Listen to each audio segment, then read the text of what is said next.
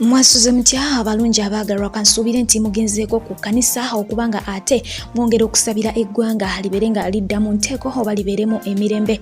Mu ddakiika eno yennyini mbeera ntuuse mbere nga nkutwala mu maaso Fifi Jedanis ankanga bulijjo nzaaliwo okubanga nga kutussaako. Ntandise n'omukulu amanyiddwa nga Selector Davy ono nno nga omukulu Robert Kyagulanyi Ssentamu yavuddeyo olunaku olw'eggulo ng'agamba nti amunoonya era amusabira gy'ali abeere nga ali bulungi ono mukoddomi we. Naye ate ye omukulu Fred Lumbuye Kajibe avuddeyo oba yavuddeyo olunaku olw'eggulo n'amubika. Wabula ate omukulu ono kigambibwa nti tannafa gy'ali mulamu so mu bufunze that is false information. Okweyongerayo n'amawulire gaffe ye omuto eyakubwa essasi mu keevungo akaliwo mu disitulikiti ey'e Masaka ku lunaku mu biseera eby'obululu kigambibwa nti omwana ono yaziikiddwa olunaku olw'eggulo.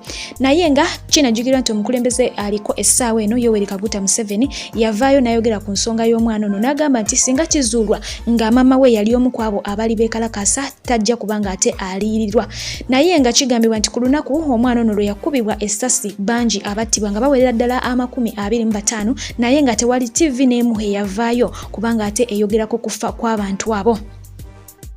Olunaku olwaleero omukulu Robert Kyagulanyi Ssentamu avuddeyo n'ayogera ku mukulu amanyiddwa nga Kajimu Womaru gw'olengera mu kifaananyi awo ng'agamba nti ono yatwalibwa abasajja abatambadde yunifoomu nga balina emigemerawala bw'atyo n'abeera ng'ateekebwa mu kamotoka akamanyiddwa nga ka drone era nga kigambibwa nti bamujja ku mulimu gwe wali ku Nasa Road. Agamba nti ono omukulu yazze abakoleranga posters ze bazze bakozesa wamu ne flyers ze bazze bakozesa ku NUP mu campaigns zaabwe ez'enjawulo. Agamba nti ensonga eyamukwasa si ndala kubanga baali bamusasa okubanga alina DR forms era ng'agamba nti ono awezezza ennamba ya 5 ku bantu abazze bakwatibwa mu nsonga za DR forms okitegeera. Era ayongeddeko n'agamba nti famire ye egamba nti yatwalibwa mu barracks ey'Embuya era nga gyakuumibwa wabula ng'ate mu bufu bwe bumu bagamba nti DR forms 8 tezirabikako tezirina we zisangibwako ba tezirimanyiddwako mayitire olw'ensonga nti bazikwata ne baba nga bazijja kuba agency abaali bazirina oba abaali bazikozeeko. Mu bufu bwe bumu looya ategerekeseeko eri amale mabirizi bw'atyo yavuddeyo n'abeera nga akuba aba MTN wamu ne Airtel mu mbuga z'amateeka ng'abavunaana okulya data we mu biseera bye yali taliiko. Ono agamba nti yagula data ennaku z'omwezi nga 12 ng'oyo nno waakukola ennaku 32 okwali olunaku olw'13 n'olw'14 akalule kakubibwa wabula ate ne basalwako ne baba nga tebakyali ku mutimbagano. Naye ekyamala enviri ku mutwe lwe baddizibwako kwe kusanga nga data we taliiko era agamba nti ekintu kino tekinyigiriza ye yekka kinyigiriza bangi ababaddeyo wabweru abaali baguze data waabwe ne babeera nga ate tebafunye kakisa kumukozesaako era ng'asaba babeere nga baliyirirwa mu bwangu ddala. Ndowooza ensonga y'omukulu oyo mugitegedde naye nga nammwe abali ku VPN omuyiggo gukyagendera ddala mu maaso yo gavumenti ebeetagako kopi. Y'omukyala Dr. Stella Nyanzi oluvannyuma lw'okubuuka mu kalulu ng'ejjanzi akamuwangulwa oluvannyuma lw'okumegebwawo omukyala amanyiddwa nga Shamimu Malende ku bwa Woman MP Kampala District ye bw'atyo asazeewo n'abeera ng'agamba eri wadde twafiiriddwa kambere ate nga nzira ku struggle mbeere nga ndimandinga omukulu Robert Kyagulanyi Ssentamu era nga bw'atyo bwasazeewo kubisa ebipande nga agamba nti Free Bobi Wine era mu bwangu ddala tujja kubanga tumakinga emagere nga twagala Bobi Wine mu bufunze wa kukunga bantu babeere nga ate babanja Bobi Wine babeere nga bamuta. Okweyongera mu maaso n'amawulire gaffe ye mutabani w'omukulu Robert Kyagulanyi Ssentamu asookera ddala Solomon Kampala avuddeyo bw'atyo n'awandiika ebbaluwa nga agiwandikira kitaawe ng'omuto Ssuubi bwe yakoze. Awandiise n'agamba bw'ati: Dear Dad, you took decision to participate in politics with aim to liberate nationals and nation Uganda. You didn't take it for wealth because everybody knows you are a man well off, and even if it's in search of wealth, your price is figured less in front of Museveni, so you decide to put towel on the bar.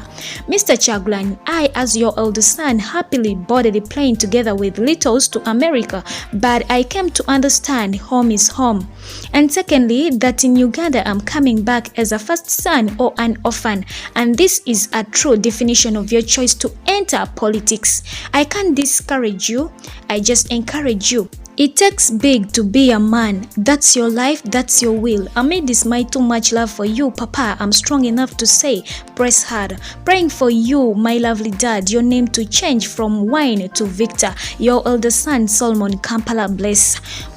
Bwatyo bwagambye nga agamba taata we nti kwali kusalawo kwe okubanga ate ayingira ebyobufuzi era n'agamba nti yabiyingira olw'okuba nti yali ayagala okununula ensi ye n'abantu baamu. N'agamba teyakikola lwa nsimbi olw'ensonga nti musajja mugagga ate buli omu akimanyi, era n'agamba nti singa kyali ku nsimbi Museveni tekyandimutwalidde wadde olutemya lw'eriiso okubanga agulirira Bobi Wine bwatyo okubanga awanika ku lutalo luno olwa struggle lwalimu.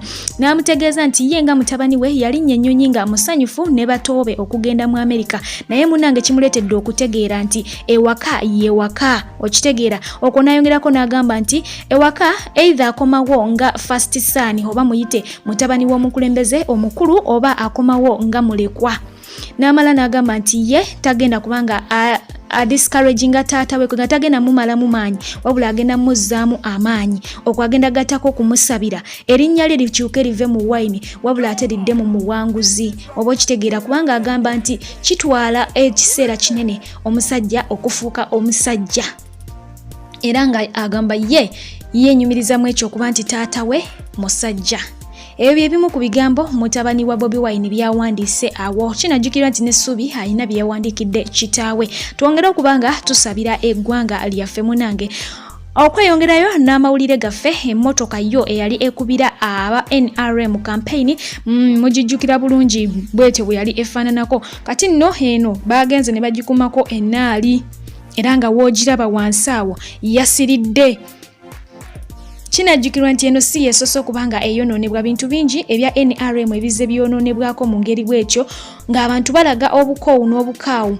Ebipande eby'omukulu Yoweri Kaguta Museveni ebisinga ebyali mu bibuga ebyenjawulo billboards bagenda nga baziyuzayuza bazokyayokya kwegamba abantu balaga nti bo bakooyedde ddala.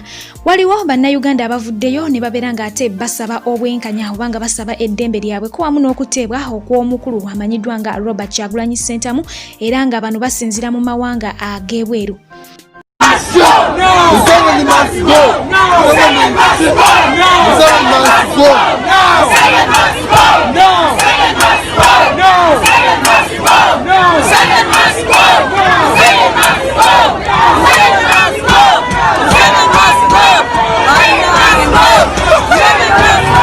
Museveni must go!